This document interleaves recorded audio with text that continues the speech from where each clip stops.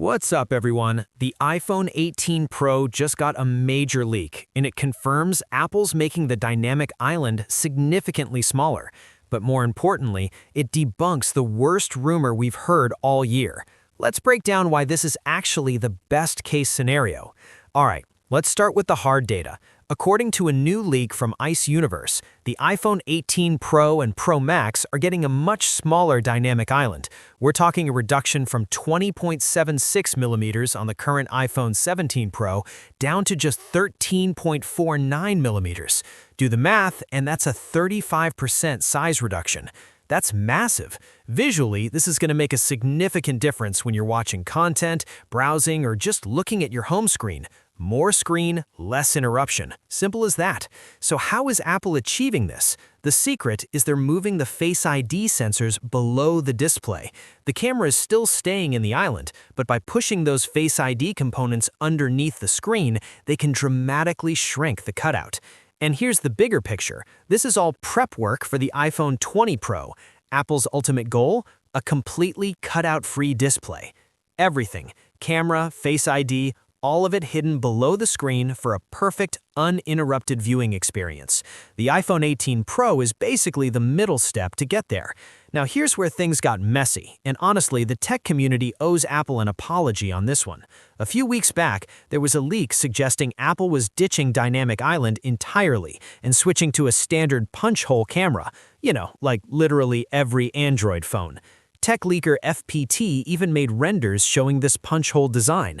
It looked fine, but also incredibly boring and generic. The internet went wild. Turns out, it was a mistranslation error. The original leak was misinterpreted, and what was actually happening is what we're seeing now, a smaller dynamic island, not a different design altogether. As an industry insider recently clarified, the iPhone 18 Pro is keeping the dynamic island. It's just getting a serious diet. Let me tell you why I'm genuinely relieved about this. Dynamic Island is, in my opinion, the most aesthetically pleasing solution to the cutout problem we've seen in the industry. Yes, it takes up screen space. Yes, notches and cutouts suck in general. But if you have to have one, Dynamic Island is the best execution. It's functional, it's animated, it's interactive. Other phone makers are literally copying it now for their flagships. It's become iconic for Apple. If they had switched to a basic punch hole, that would have been the most un-Apple move ever. From the front, the iPhone would have looked like any random Android device. Zero differentiation, zero personality.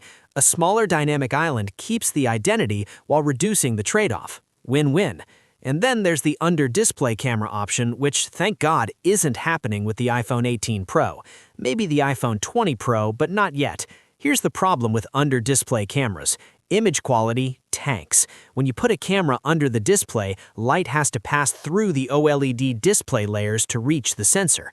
The result? Blurry, hazy photos that look like they were taken through a dirty window. We've seen this with other phones. The Red Magic 11 Pro, for example, has noticeably worse selfie quality compared to devices like the Pixel 10 Pro XL, all because of that under-display camera.